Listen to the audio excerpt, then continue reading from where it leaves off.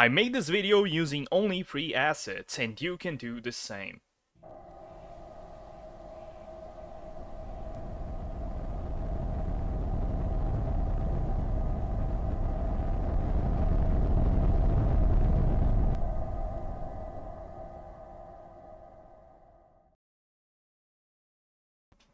Okay, go to sketchfab.com, explore, ignore the furry shit, go to licenses CC0 and you're gonna see a bunch of models. The quality of them are probably not that good, so you can change date to all time.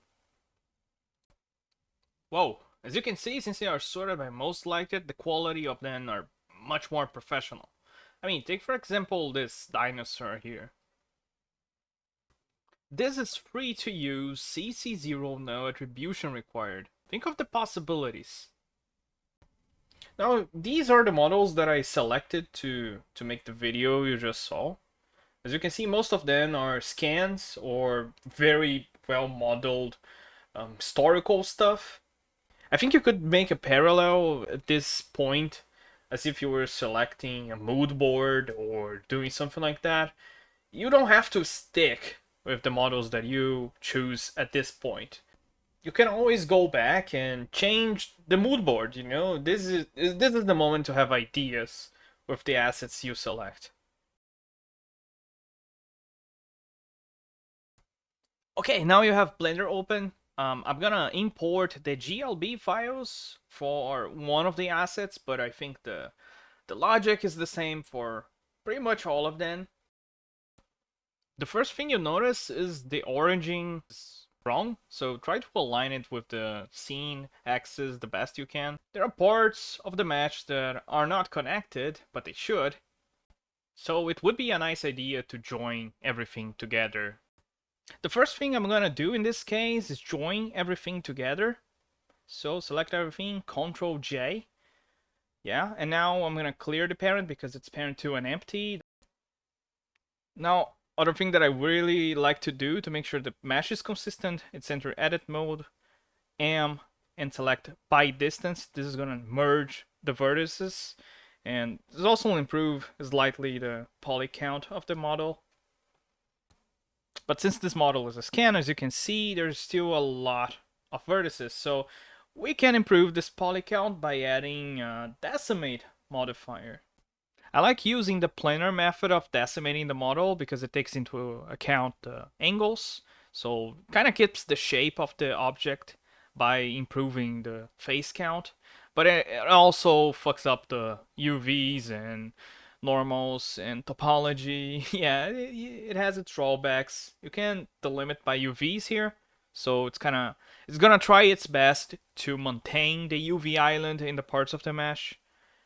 It can be quite useful. This is also a part that's quite heavy on the CPU, but sometimes works well, like this case.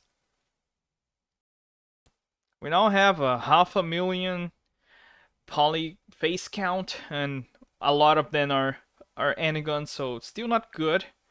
But we can improve that by changing the angle limit. This will, of course, decrease the details of the model, but yeah, it's for a background item, so I'm not really worried too much about that. After it's processed, you're gonna see how it looks. Yeah, the model is filled with anigons, and the mesh is all weird, and the normals are weird, but you can improve that. First, I would like to apply this, and this also takes a lot of time, so be patient. When it's finally processed, you can add the weighted normal modifier to fix most of the issues you have with the normals. So as you can see, the mesh looks quite nice actually. Yeah, this is usable. Apply, and yeah, we now need to clean up the anigons and whatnot. First, I would like to triangulate this mesh by adding the triangulate modifier, and make sure you click the keep normals because this will keep the weighted normal thing that we added. As you can see, now we have triangles to fix, not anigons anymore, so it's easier. I would like the building mesh not the ground. So I'm gonna select where the building meets the ground so you can separate them later. This step kind of reminds me when I was a child and I had to cut along the dotted line, and it was never perfect, but it still kind of worked out in the end, you know? It's the same thing here. It won't be perfect, but hopefully it's gonna work in the end. So yeah, press 2 to enter edge mode, Ctrl E, and mark seam. Now we have a separate part of the mesh. But as you can see, even selecting by part, it's not working. This means there's still some part of the model bridging both parts together. I suspected it was one of these trees, but who knows. I decided to just remove parts of the mesh and maybe try again selecting by part later, because that would make a lot of sense. You know, by removing parts of the mesh, you're gonna reduce the amount of bridges there is and make everything much easier. So that's what I'm doing right now. This step is much easier by using the C circle tool to select, because you kind of paint over, and you can always paint a little bit, remove a little bit with X. Try again selecting and press Ctrl L to select a part of the mesh. And, you know, try again, always try again. And little by little, we're gonna have the model the way we want, which is the building, just the building, not the floor.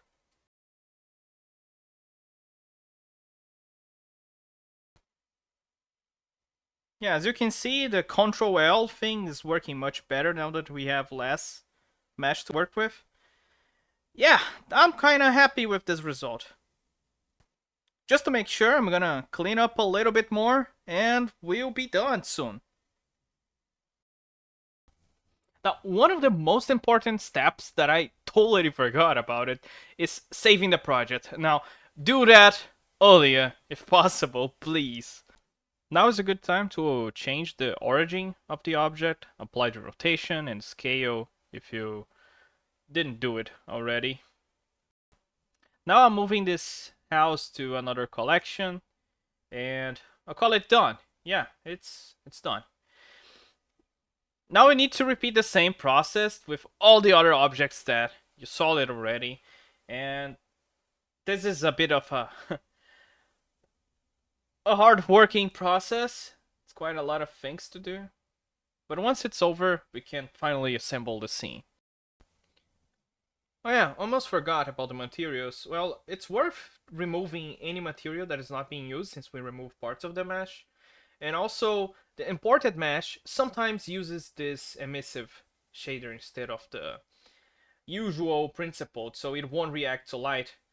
Basically, you can remove it and add the principal shader and connect the color to the base color input. And you're done. Yeah. Just make sure that you do the same to all materials the mesh has, and you're good to go. Alright, hopefully with the models already kind of optimized, we can start composing the scene. And this is, I think, the most fun part of the project. It's the part where you tell a story.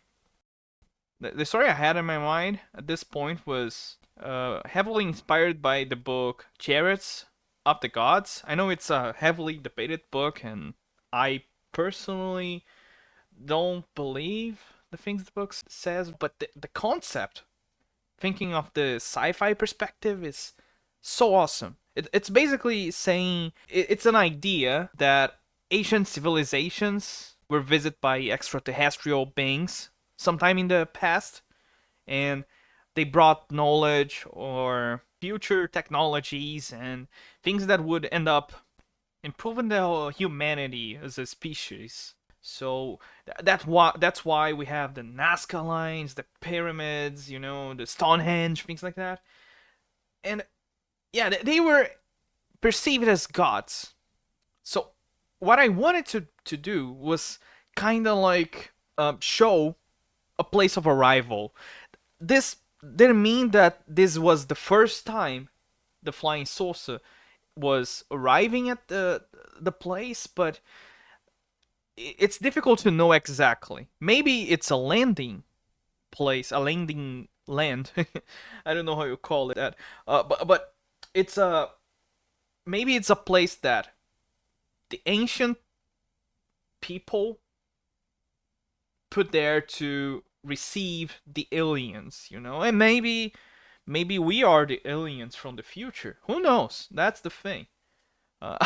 Yeah, if they are aliens, I think they would probably do better than the Apollo 11 capsule that I used, but that yeah, doesn't mean anything.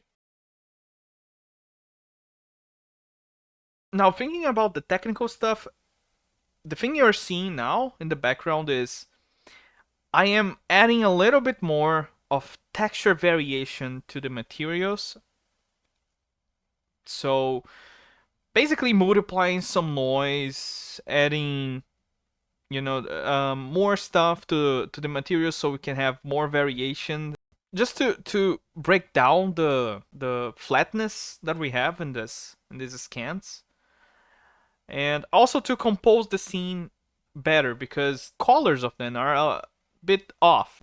Not that they are off by themselves, but together everything needs to be consistent because it kind of feels like everything is from different regions and we don't want that. Yeah, we need to compose the scene to show a horizon at the back and to make the scene feel bigger than it actually is. I'm also fixing the colors to make them blend better. And at that time, you might want to check more scans because you probably have the idea a bit more formed in your mind and nothing is stopping you. So that's what I'm doing. I'm downloading more CC0 scans. Well, this part is a bit artistic, so I think I'm gonna speed up the video a bit now and maybe put some music in the background, and I'll be back soon.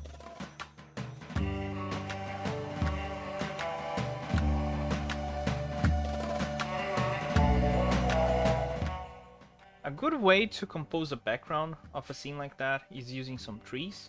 So we can use Pexels.com to find some good trees to put in the background. I like this one because it has some contrast that I can use as an alpha channel, so the trees are have the leaves and things are transparent, you know, and not just a flat picture. As you can see, it's not working yet, but we can add the separate color and use it as an alpha mask.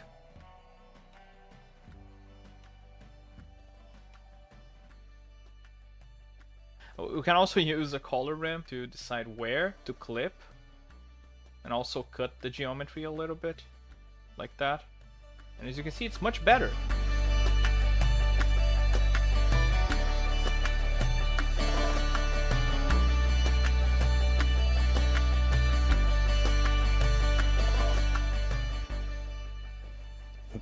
Beat the devil out of it.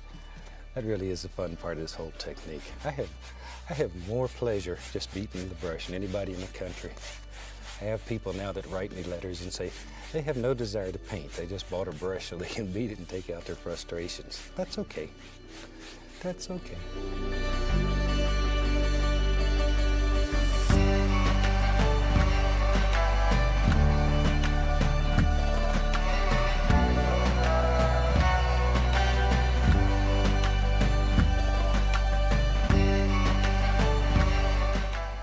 At this point, I thought that we would need some mountains and more stuff in the horizon. Not everything needs to be 3D. That's why I choose another picture from Pexels.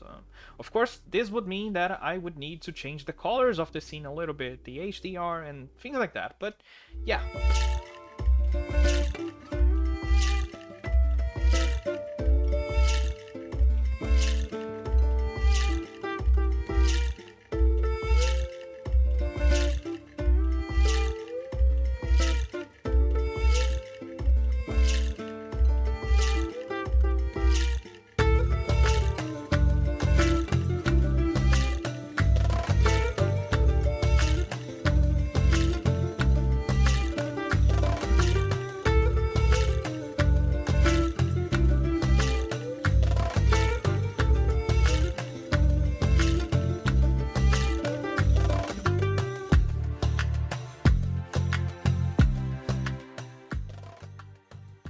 A good way of adding a little bit of mystery to the scene is using a mist pass and doing it in the compositor.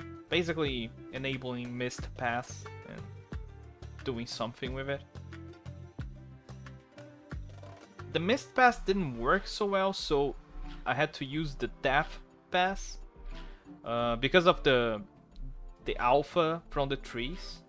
So this means that I had to blur a little bit, so we wouldn't have this weird issues with the leaves.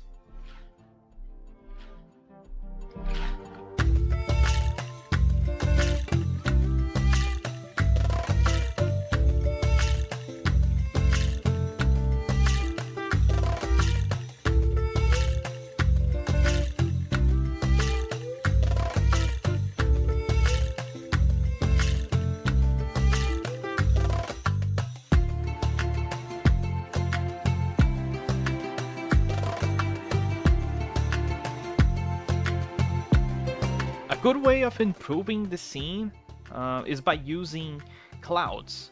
The clouds will give some mysterious vibe to the whole render, and also give a sense of big proportions, because to see the clouds you must be very high in the sky, right? And as you can see, it also helps occluding parts of the mesh where the trees meet the ground and things like that. So it will also help blend the scans together with the scene.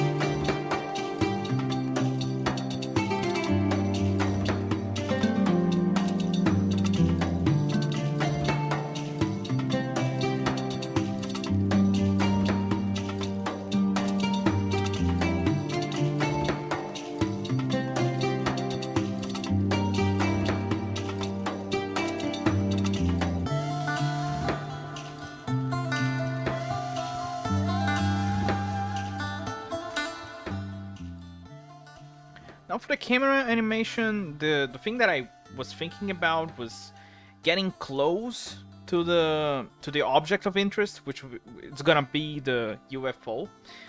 And I'm using the Shakify add-on to add a little bit of movement to the camera, as if it were handheld or something like that. As you can see, it looks so good. It's called the one that I'm using is the Wedding. But yeah, I also decrease the intensity a little bit, so it's not shaking a lot.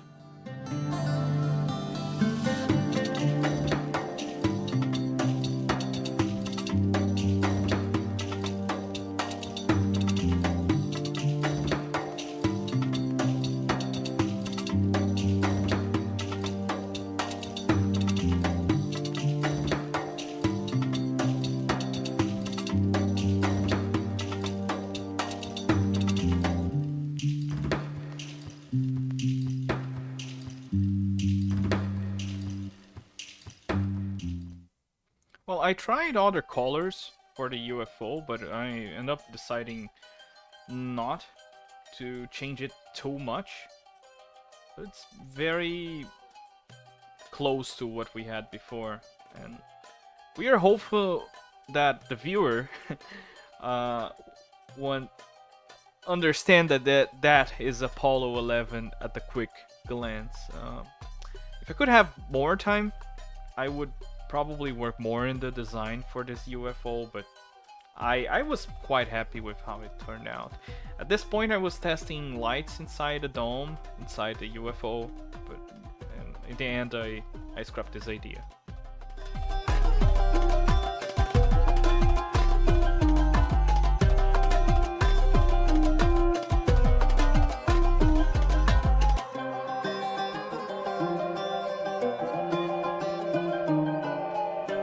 You're probably wondering why I put the clouds out in another scene. Well, this is a way of having a better control of how the alpha channels will work, because alpha channels are usually a pain to work with the depth, because it's a bit difficult to calculate the parts of the depth map. But yeah, I end up separating so I could have more control over the clouds in a separate part of the render.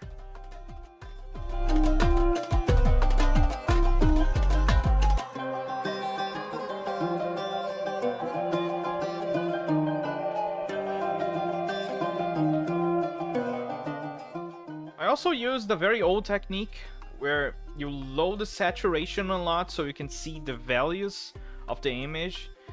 Because I wanted to have the attention in the center, so I added more trees in the background.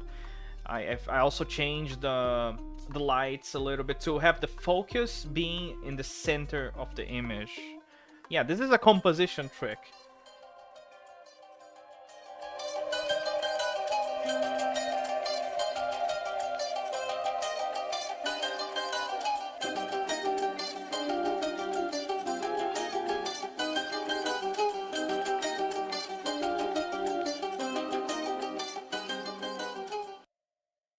Now for the animation for the UFO, I decided to put just a little bit of a wiggle. I made this rudimentary rig and added some noise to the rotation axis and decreased a lot of the sensibility. So it's very slightly, but it's there, and I think it gives just enough the feeling that it's kind of floating in the air.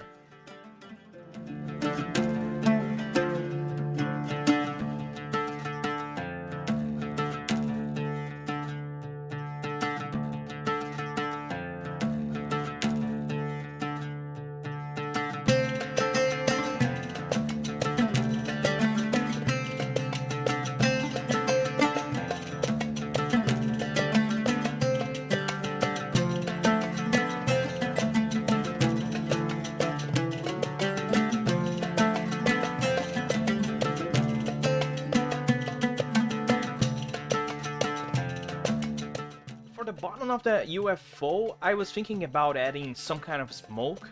I think it would give some dynamic to the scene. Yeah, smoke is something very expensive to calculate yourself. So I'm using the same strategy that I'm using for the trees, for the clouds. It's a video. That's the only difference. Now, this kind of strategy is nice, but it breaks apart from another angle. So it's better to be sure when to use it, you know, use it carefully.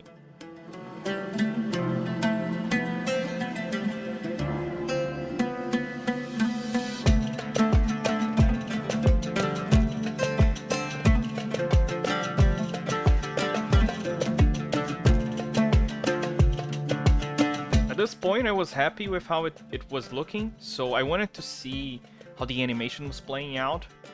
For that, I made a render using the animation and things that we already did, and that was the first result.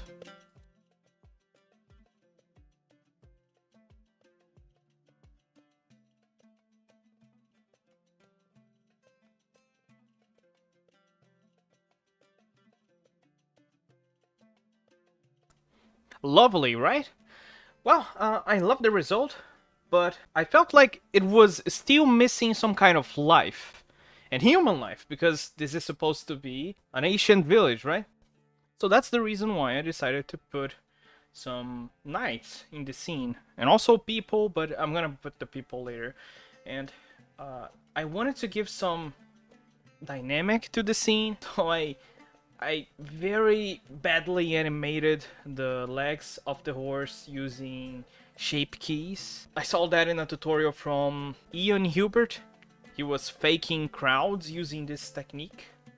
Well, from a distance, it kind of works, but if you look close enough, it's gonna look goofy. And yeah, my knights are looking goofy. If you paid enough attention, you saw that. But yeah, it is what it is.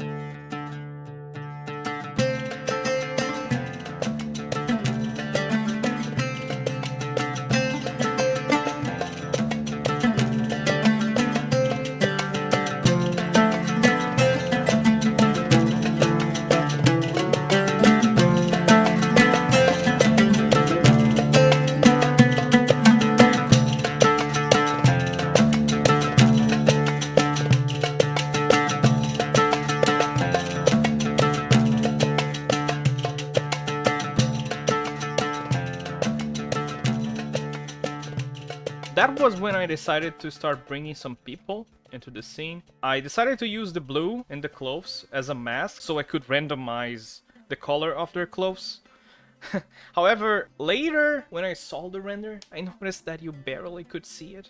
And the part in their head was way more pronounced. So yeah, I don't know if that was worth it, but as you can see, I used the random output from the object info node.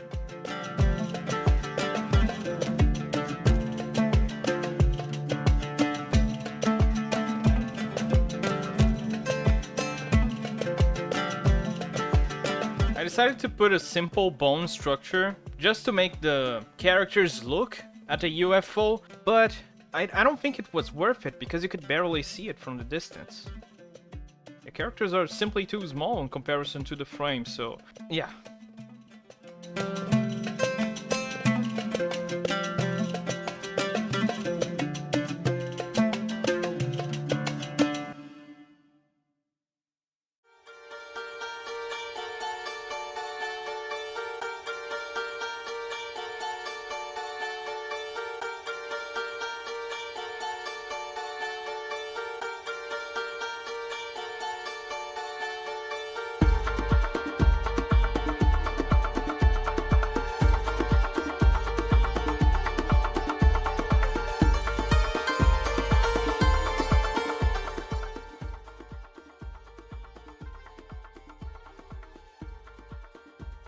I decided to not put the part where I added the audio. The audio that I choose for this video was also CC0, but the video would be too long for that, and I think it kind of misses the point, so that's how it's looking.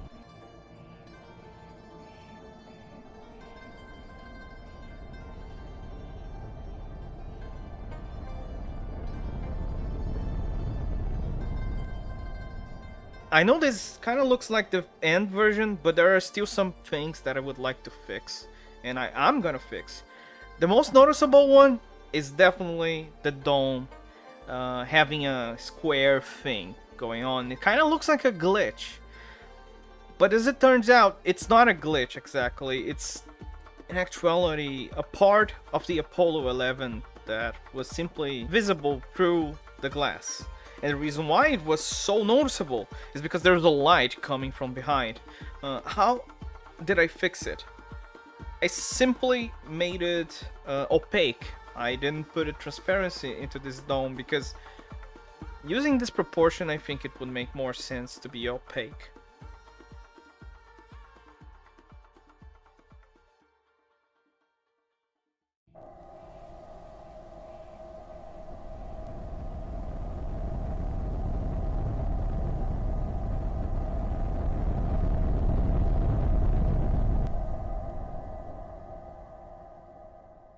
Using free assets is awesome, but it has its pros and cons. Starting with the pros, they are free. If you are using CC0, you don't even have to credit the people behind the assets, even though you should. Most of them are scans, so they are photoreal out of the box, simply because they are directly generated from, well, photos. It's usually a nice way of giving a final touch to an photo render. Now for the cons. they are free, but generally not production ready yet. This means the money you save by not buying a proper asset will translate to more time between you and your creation. A proper optimization would involve better topology and bake, and these can be difficult depending on the circumstances. In the case you just saw, I was using them for background items and we didn't focus on any of them, so we could get away with less, but that's not always the case. Imagine you are playing a game, and it's an FPS game. The player will be able to get very close to your assets, so a free asset, a bad topology, that won't cut it. The chances of you getting some asset with a great historical or cultural significance for some population is higher. This means you fail to produce the feeling or sensation you're trying to because you don't know how people will perceive what you're showing. Let's say, for example, that I take this building and put a flying saucer destroying it. Native English speakers will probably just see evil alien destroying human building. But a Brazilian like me might even like the aliens because this is our Congress and a lot of people hate politicians around here. Of course I'm joking, but you got what I said. You need to be careful with licenses. The models I choose for this project were all CC0, but sometimes they require attribution.